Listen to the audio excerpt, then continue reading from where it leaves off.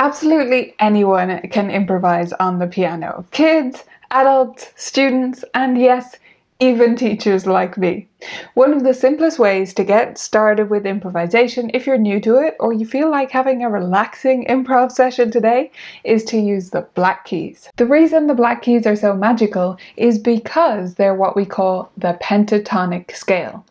This is a fancy way of saying everything sounds good because there are no notes that are right beside each other. The notes are just do, re, mi, so, la. But you don't need to worry about any of that. Just play the black keys and you're all set. In this video, I'll show you a simple improv pattern or prompt that you can use with two people and a version that you can do on your own. So whether you have a buddy to improvise with or a teacher or you're a student and teacher working together, you can do this. Or if you're just on your own, there's an option for that too. Now I know what you're thinking. Improvisation sounds scary and difficult, but it absolutely doesn't have to be. And it's not the reserve of jazz pianists either. I promise you I'm going to keep this simple, easy, and fun. So let's dive in. Let's start with the duet version. I'm going to teach you the accompaniment part or the bottom pattern first. This is the bit that the person sitting on the left of the piano is going to do, and it just repeats itself over and over. Here's what we're going to do. Okay, so we're going to start with G flat. That is the bottom of the three black keys. So put your left hand right there. You can use any finger that's comfortable. We're going to play that for 4 beats. 1, 2, 3, 4. Then the right hand's going to go on the bottom of the 2 black keys and play 1, 2, 3, 4. Back to your left hand. 2, 3, 4. This time the top of the 2 black keys.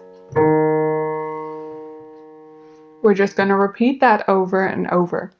One thing you always want to have ready with an improv like this is to have your ending. Our ending is just going to be a low G flat. So same key as we started with, but down even lower. I'm going to put down the pedal for the whole time right here, so you can hear how the accompaniment pattern would sound on its own.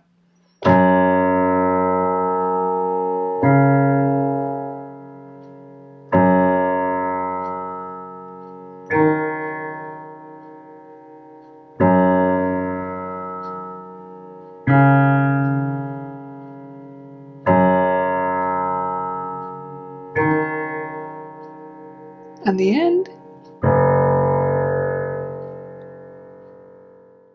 So that's the accompaniment pattern that the bottom person, the person on the left of the piano, would be playing, or the secundo part. Now we're going to talk about the top part. So the person at the top of the piano is just going to go around on the black keys anywhere they like. They're not going to want to go too close to the other person down this side, but otherwise they have free reign over any of the keys, and I promise you they will all sound good. The main thing to keep in mind is to keep a steady beat. You'll probably do that naturally, but if something sounds a little bit off, try to keep it steadier. It tends to be the rhythm that's the issue with students. So you're going to just hop around from key to key, and you can jump. See there, I hit a white key. That sounds a little bit more off. But if you do hit a white key by mistake, it might sound good. The whole point of improv is to enjoy the happy accidents and embrace the possibilities. So while you have this structure, you might vary outside of it, and that's perfectly okay too. I'm going to now show you what it sounds like roughly with 2 people playing together. I'm assuming both people are beginners, but someone further along might be able to do these 2 things together. The person on the left is going to do this part. Remember, they're doing it with 2 hands. I'm going to do it with 1 so you can hear the combination.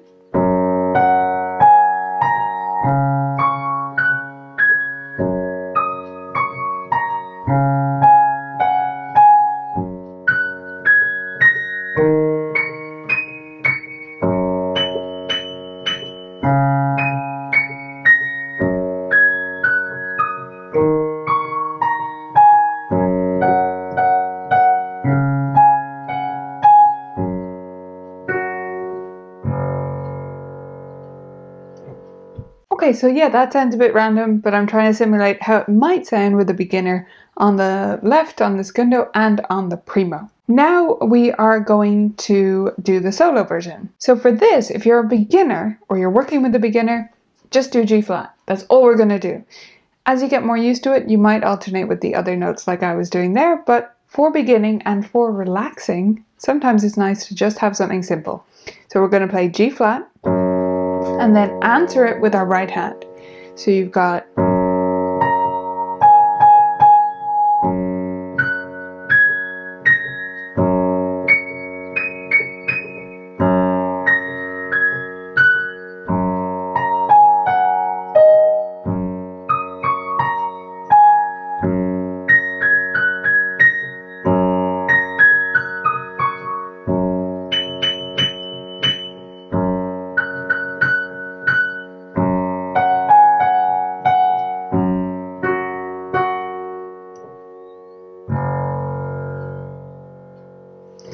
So you see there, all my left hand is doing is just keeping that steady beat.